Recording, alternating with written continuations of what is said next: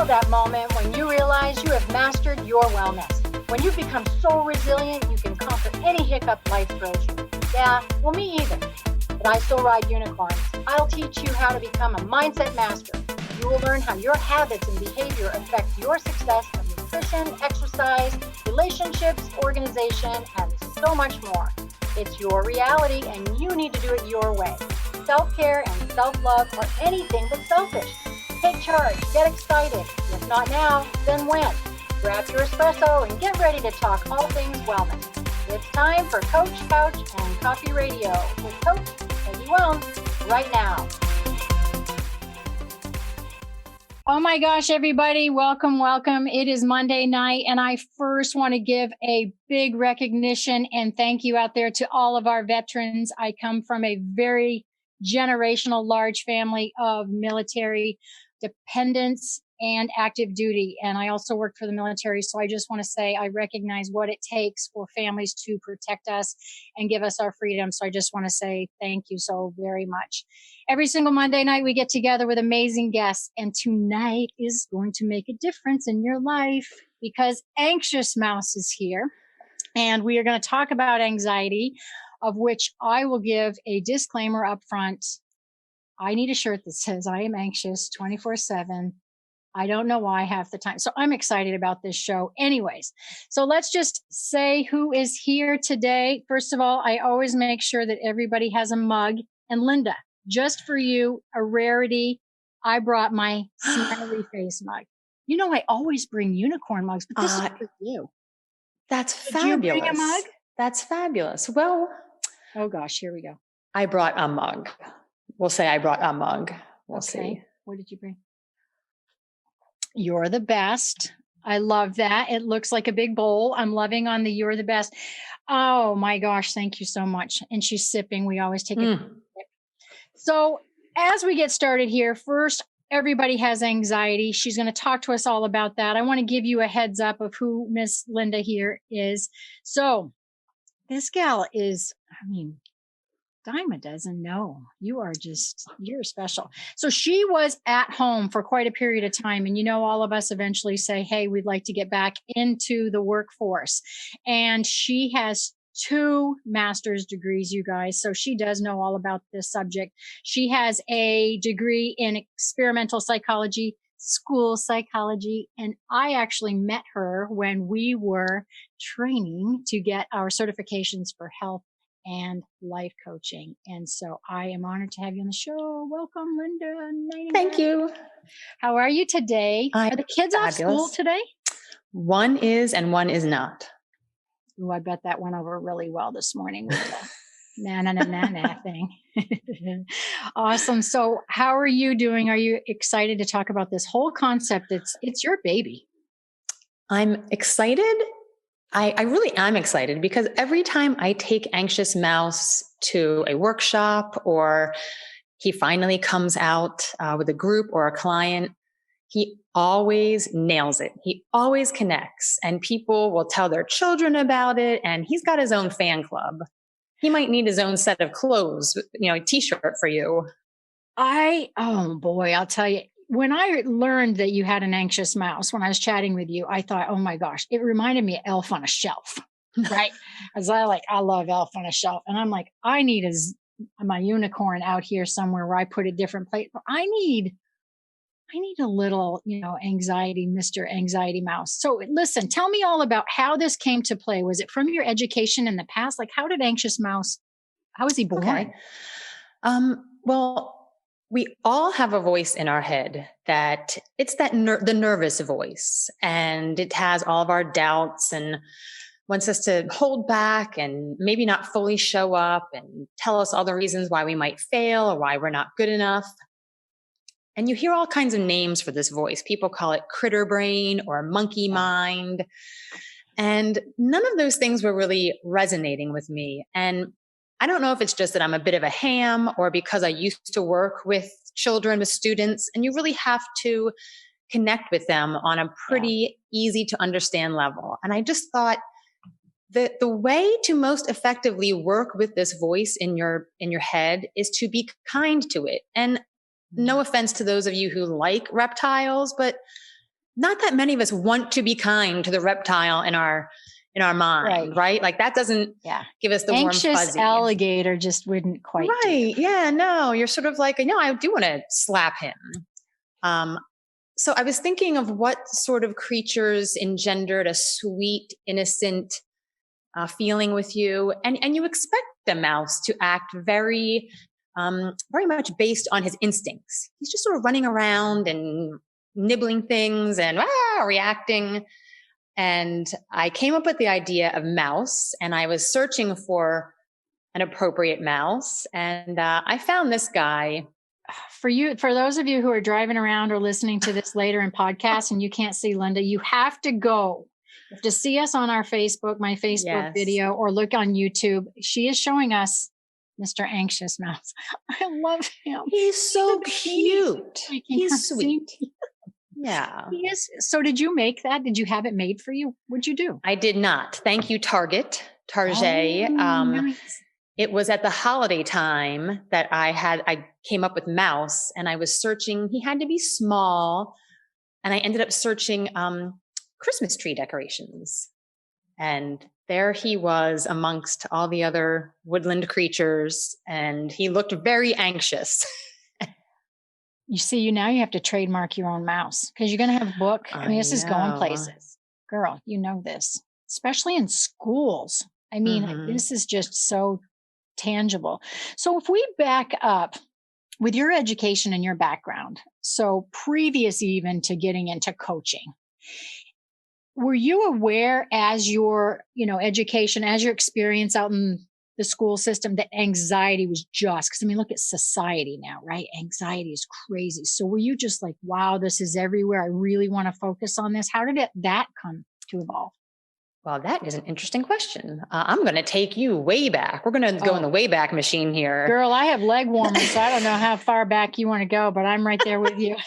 Oh, wait, are we taking a coffee sip here for a second? Take a sip. Yeah, You're missing my mug there, Peggy. Oh, you've got another one? Reinvent. Here's the story of reinvention. Girl, you're going to pull your psychology on me, aren't you? You've got more mugs in front of you than one. Maybe. I can feel it. I'm being played. Okay, so take me back to the awareness you had that anxiety was something you wanted to focus on or work on. Yeah, the very first time I ever had an idea of something I might want to do as a career was in high school, and I was a tennis player. And my coach, whom I will not name by name because I loved him, but in case he's listening, right, his advice was always, I played great in practice and I'd freeze up in matches, and he'd say, "You're not thinking enough."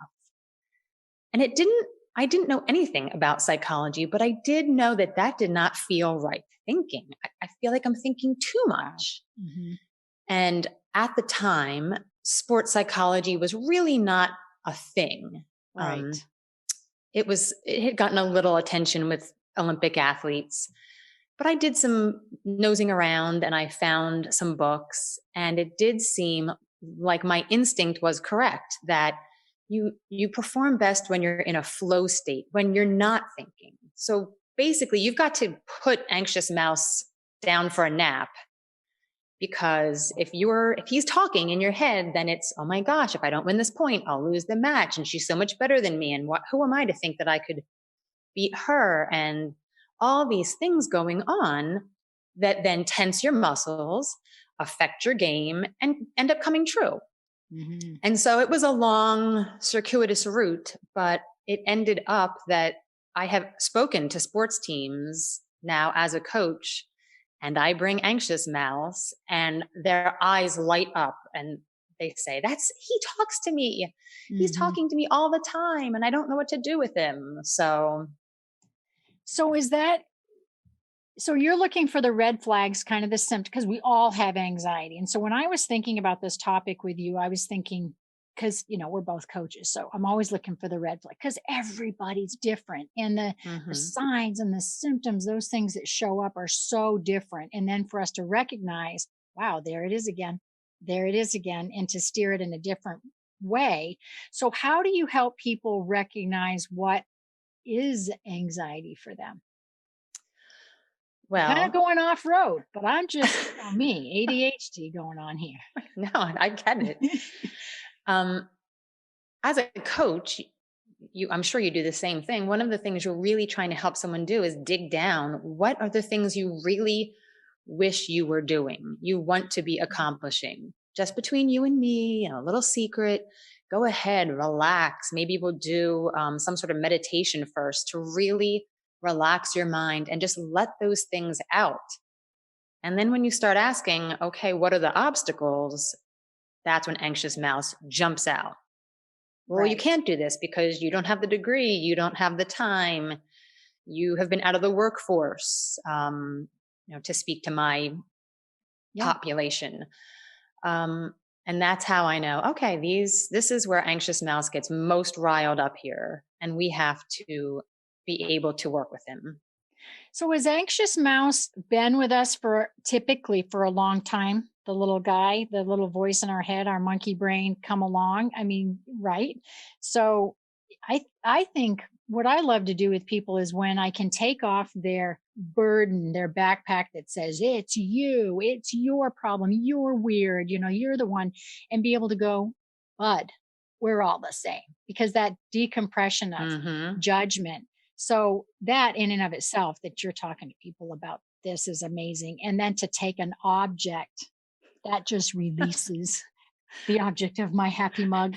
Um, I just I love that. But do you find that it goes way back when this Oh, little, definitely. yeah, We usually get to a point where I'll ask somebody when you can start becoming really consciously aware of what anxious mouse is saying. Sometimes people say it in a really specific way. And then I'll ask, who is that? Whose voice is that? And they might never have thought of it that way. They might have thought, well, it's mine. Like I'm thinking that. But then you stop for a second. Oh, no, that was my coach. That was my teacher. That was my parent. And you're right. just anxious mouse grips on to all those negative thoughts because he's trying to protect us from failure. Hmm. Hmm. But we hold on to them. We hold on to the negatives so much more easily than the positive. And it keeps us from achieving our goals and staying in our Mhm. comfort zone. And so, how do you take your little anxious mouse? As I'm looking at him on my I, shoulder, I don't have any clue why. he does sit on people's shoulders. I'd have to glue mine there. Chirps. So apparently, yeah, he's chirping away. Um, and just calm down that conversation and recognize wherever in that situation that they are, so that he comes up less. I mean, do you do breathing techniques or meditation? Like, where do you take people for strategies? The That's very stopping goals and keeping us out of our, you Oh, know, yeah. absolutely. I mean, think of all the things. What always amazes me is we have this imaginary perception that these people that we see in the news or who have achieved something wonderful, well, they must not have an anxious mouse. And then you listen to an interview with them and all the doubts that they have. These are professional athletes or media moguls. They have the same chirping in their mind. So the first thing I do, and this is why it was important that Anxious Mouse was cute, you can't beat Anxious Mouse. You can't. He is unstoppable. What you need to do is love him into submission. He just Nice. wants, I'm Oh full of God. them. I wish I'd had that when I was parenting my little one when they were little. Love them right into submission Yeah. hold. Okay, so Um, take that. but he wants to be heard. He won't stop if you don't listen to him. So you Mm. stop. Okay, whoa, anxious mouse is chirping away. What are you trying to tell me, anxious mouse? What is the message?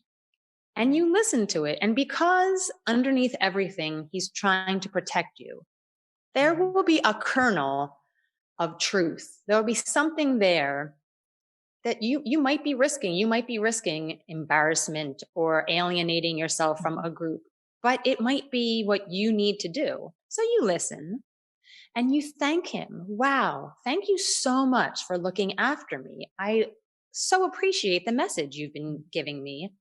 I'll tell you what though, I have things under control. I have a plan and you are free to go take a nap. Wow. And That's then when amazing. he comes up again and again and again, because he will, it's anxious mouse again. I told you it was nap time. And you have Yeah. a way to sort of push that out and get back to your own personal focus. Isn't that amazing? Do you find that it's typically, I'll pick one word, that fear that drives anxiety? Or is there typically, when you work with somebody for a long period of time, some sort of driver that goes back to a story? Or, Oh, yeah, yeah, absolutely. I mean, that's the deal. our, what are we most afraid of? What Yeah. did we not have? Yeah. And so, it seems funny that people sort of like, you're a coach, not a therapist. Why are you asking me about my childhood? But, Right. Well, these stuff things all stay comes with us. along. We didn't just drop here. So let's Yeah. slide into that since we both are in this lane. What do you love most about coaching through that? Because you have a psychology background. So this is a little, it's still in your lane, but it's a different twist. So now that you're doing health and wellness and life coaching, what do you love the most about it? Oh, I love that coaching is so goal focused, so action Mhm. step focused. I mean, we could sit with, no disrespect meant to psychology, we could sit and discuss your background and your thoughts and beliefs for forever. But if Mhm. we're not figuring out how to move forward, it's just, it's a very slow process. So we get into some of that in Mhm. coaching, but it's really in service to let's get to this goal. Right. And that I So love that. I know that's my favorite part too, is uncovering the muck, taking them to the other side of that river that's so gross, and then you're just dragging them through, and then they get to the other side, that aha moment where you're like, yeah, when they get it. That's what I look Isn't for, is that awesome? the whites of their eyes when it opens up and they're like, oh, and it could be a year. It doesn't matter how long it takes, Hmm. but when you look and you're like, yes, let's sit in that right there.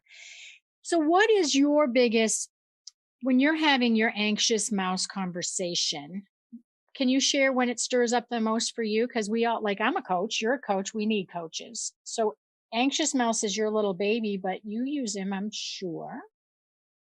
Oh, you've got another mug for you. Gosh, you go, you. Actually, I can. Okay. I think that is my anxious mouse. I mean, I'm not unusual in that I know I'm an intelligent person. I have a lot to offer.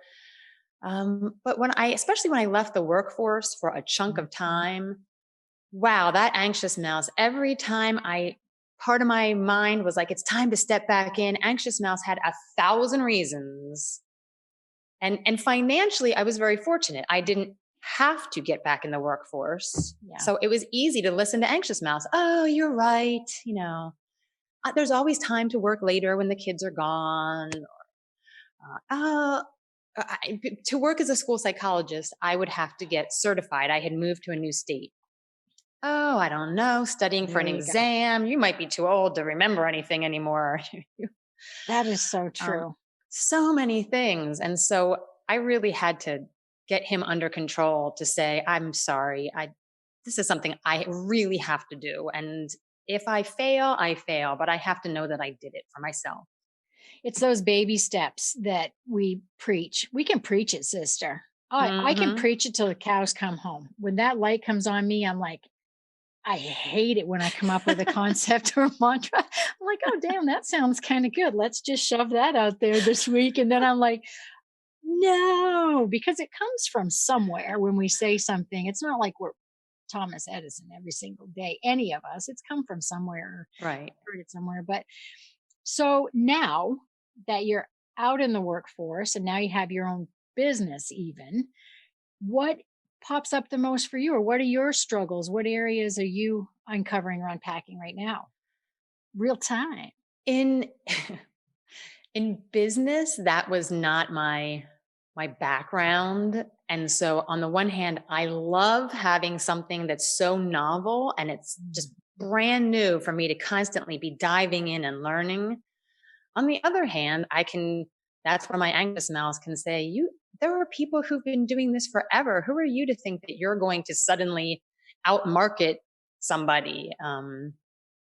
So I, you've been in on my secret. I'll let the rest of the world know. I am this close to a major aging milestone.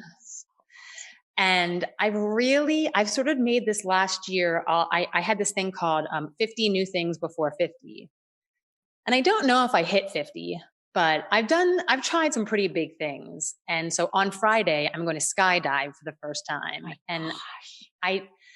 it was not long ago that my children said they were interested. And I said, well, you're going to have to wait till you're 18 because there's no way I'm taking you. That's crazy.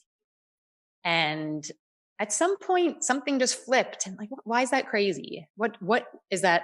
I don't know. Is it fear or is it excitement? I don't know. So put your money down and go do it. You better put Anxious Mouse in your backpack. I want to picture you coming across.